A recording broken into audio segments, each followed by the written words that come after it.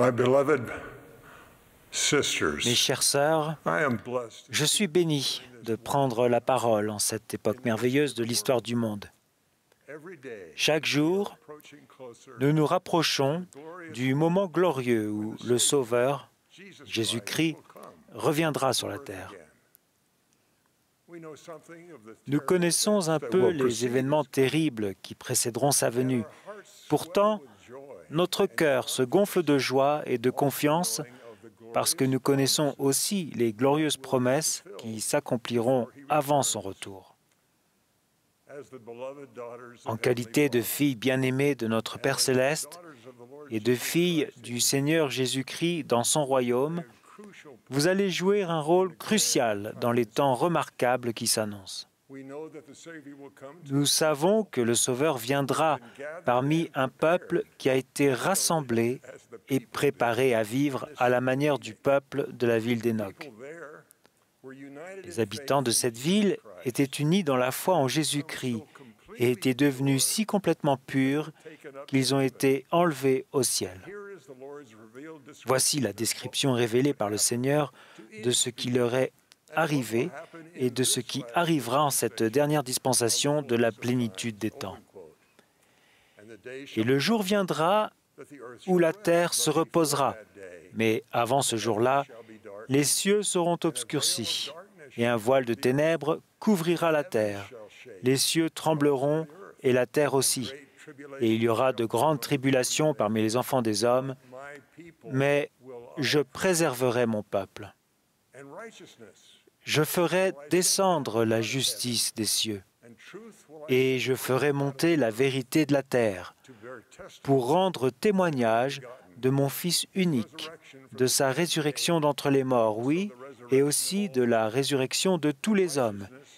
Et je ferai en sorte que la justice et la vérité balaient la terre comme un flot, pour rassembler mes élus des quatre coins de la terre vers un lieu que je préparerai, une ville sainte, afin que mon peuple puisse se ceindre les reins et attendre le temps de ma venue. Car là sera mon tabernacle, et elle sera appelée Sion, une nouvelle Jérusalem. Et le Seigneur dit à Enoch, « Alors, tu les y rencontreras, toi et toute ta ville, et nous les recevrons dans notre sein, et ils nous verront, et nous nous jetterons à leur cou, et ils se jetteront à notre cou, et nous nous embrasserons les uns les autres. Et là sera ma demeure, et ce sera Sion qui sortira de toutes les créations que j'ai faites. Et la terre se reposera pendant 1000 ans. »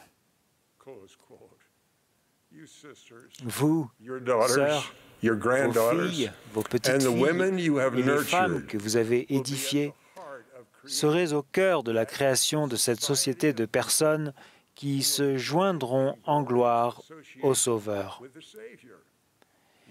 Vous représenterez une force essentielle dans le rassemblement d'Israël et dans la formation d'un peuple de Sion qui demeurera en paix dans la nouvelle Jérusalem. Le Seigneur vous a fait une promesse par l'intermédiaire de ses prophètes.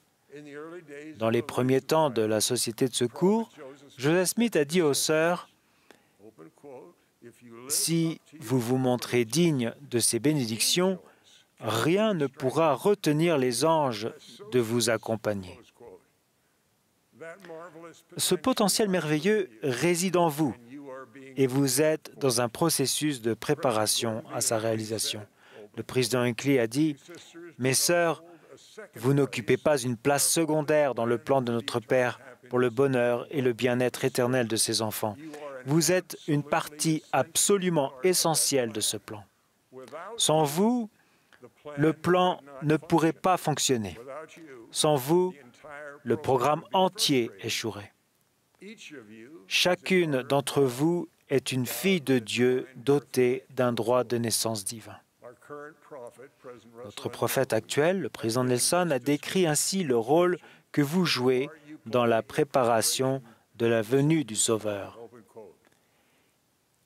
Il serait impossible de mesurer l'influence qu'ont les femmes, non seulement sur leur famille, mais aussi sur l'Église du Seigneur, en tant qu'épouse, mère et grand-mère, sœur et tante, instructrice et dirigeante, et particulièrement en tant qu'exemple et défenseuse fervente de la foi. C'est vrai dans chaque dispensation, depuis l'époque d'Adam et Ève. Pourtant, les femmes de cette dispensation sont différentes de celles de toutes les autres, car cette dispensation est différente de toutes les autres. Cette différence s'accompagne de droits et de responsabilités. Cette dispensation est différente en ce que le Seigneur va nous diriger pour que nous nous préparions à être semblables à la ville d'Hénoch. Il a décrit, par l'intermédiaire de ses apôtres et de ses prophètes, ce qu'implique cette transformation en un peuple de Sion.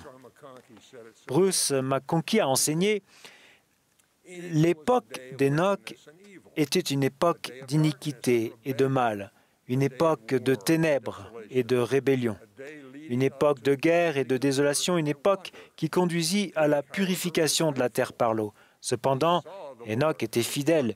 Il vit le Seigneur et lui parla face à face comme un homme parle à un autre. Le Seigneur l'envoya crier repentance au monde et lui donna le commandement de baptiser au nom du Père et du Fils, qui est plein de grâce et de vérité, et du Saint-Esprit qui rend témoignage du Père et du Fils. Hénoch fit des alliances et réunit une assemblée de vrais croyants qui devinrent tous si fidèles que le Seigneur vint demeurer avec son peuple et ils demeurèrent dans la justice et furent bénis d'en haut. Et le Seigneur appela son peuple Sion parce qu'il était d'un seul cœur et d'un seul esprit et qu'il demeurait dans la justice et il n'y avait pas de pauvres en son sein. L'Écriture dit qu'après que le Seigneur eut appelé son peuple Sion, Hénoch bâtit une ville qui fut appelée la ville de la sainteté, Sion, que celle-ci fut enlevée au ciel, où Dieu l'a reçue dans son sein, et que c'est de là que se répandit l'expression « Sion s'est enfui ». Cette même Sion qui a été enlevée au ciel reviendra quand le Seigneur la ramènera, et ses habitants se joindront à la nouvelle Jérusalem, qui sera alors établie. Si le passé est le prologue, au moment de la venue du Sauveur, ces filles profondément engagées vis-à-vis de leurs alliances avec Dieu représenteront plus de la moitié des personnes qui seront préparées à l'accueillir. Mais quels que soient les chiffres, votre contribution à l'établissement de l'unité parmi le peuple qui se prépare à cette Sion dépassera de loin la moitié. Je vais vous dire pourquoi je crois qu'il en sera ainsi. Le livre de Mormon rapporte l'histoire d'un peuple de Sion. Rappelez-vous, après que le Sauveur ressuscité l'eut instruit, aimé et béni, il n'y eut pas de querelle dans le pays à cause de l'amour de Dieu qui demeurait dans le cœur du peuple. L'expérience m'a enseigné que les filles de notre Père céleste ont le don d'apaiser les querelles et de promouvoir la justice grâce à leur amour pour Dieu et à l'amour pour Dieu qu'elles suscitent chez les personnes qu'elles servent. Je l'ai constaté dans ma jeunesse, quand notre petite branche se réunissait dans la maison de mon enfance.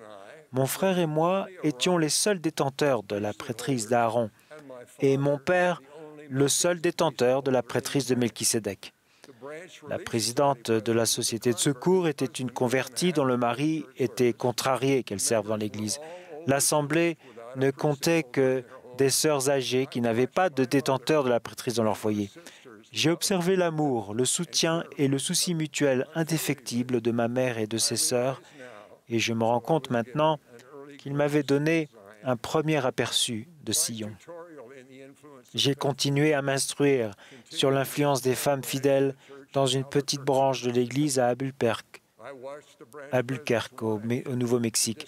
J'ai regardé la femme du président de branche, celle du président de district et de la présidence de Société de secours, réchauffer le cœur de chaque nouvel arrivant et converti. Le dimanche où j'ai quitté Albuquerque, après avoir observé pendant 2 ans l'influence des sœurs, le premier pieu a été créé. Aujourd'hui, le Seigneur y a placé un temple. Ensuite, j'ai déménagé près de Boston où j'ai servi dans une présidence de district qui supervisait des petites branches dispersées sur 2 États. Des querelles ont plus d'une fois été résolues par des femmes aimantes et indulgentes qui ont adouci les cœurs. Le dimanche où j'ai quitté Boston, un membre de la première présidence a organisé le premier pieu du Massachusetts. Il y a un temple maintenant près de l'endroit où le président de district vivait alors. Il était devenu pratiquant dans l'Église et plus tard, il avait été appelé comme président de pieu, puis président de mission, grâce à l'influence de son épouse fidèle et aimante. Sœurs, vous êtes bénies car vous êtes filles de Dieu et avez reçu des dons particuliers. Vous avez apporté dans la condition mortelle votre capacité spirituelle de prendre soin d'autres personnes et de les élever vers l'amour et la pureté qui les qualifieront pour vivre ensemble dans une société de Sion. Ce n'est pas un hasard si la Société de secours, la première organisation de l'Église destinée aux filles de notre Père céleste, a pour devise « La charité ne périt jamais ». La charité est l'amour pur du Christ. C'est la foi en lui et en tous les effets de son expiation infinie qui vous qualifieront, de même que les personnes que vous aimez et servez, pour le don divin de vivre en Sion, une société depuis longtemps attendue et promise. Là, vous serez sœurs de Sion et vous recevrez l'amour du Seigneur en personne, ainsi que de ceux et celles à qui vous avez fait du bien. Je témoigne que vous êtes citoyennes du royaume du Seigneur sur la terre. Vous êtes les filles d'un Père céleste aimant. Il vous a envoyées dans le monde avec des dons uniques que vous avez promis d'utiliser pour le bien d'autrui. Je vous promets que le Seigneur vous conduira par la main par l'intermédiaire du Saint-Esprit. Il ira devant vous tandis que vous l'aiderez à préparer son peuple à devenir sa Sion promise. J'en témoigne au nom sacré de Jésus-Christ. Amen.